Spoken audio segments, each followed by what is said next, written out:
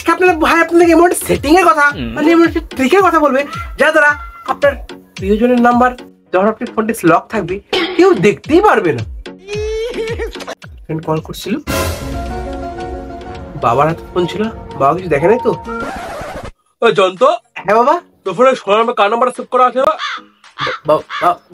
বন্ধু। ও বন্ধুর নাম্বার। হ্যাঁ। একটা বাটামের মতো তেল ঘষে আমার কাছে আয় তো। তো বন্ধুরা আপনার কি এমন সমস্যার সম্মুখীন হয়েছেন যে আপনার ফোনটি চার্জে বসে আমাকে স্নান করতে, তখন আপনার গার্লফ্রেন্ড আপনি করেছে কল, আপনার বাবার নাম্বারটা পড়ে গেছে, আপনার ডাকছে হাতে বাটা হাতে করে আসতে, তো প্রবলেমটি সলভ করতে আজকে এসেছি আমি। তো বেশি না আমাকে বাদ, let's start.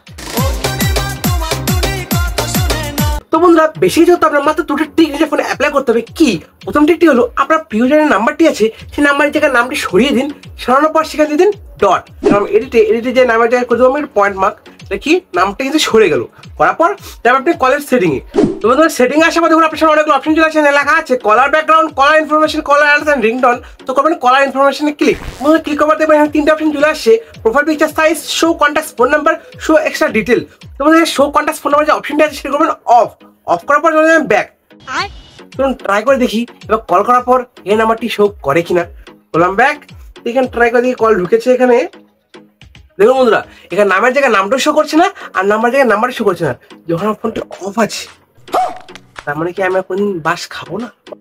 R you comedy me? বন্ধুরা এখন জানেন এই দুটো নিজের ফোনে অ্যাপ্লাই করুন আর নিজেকে আর নিজের পিছনটাকে দুটোকেই বাঁচান।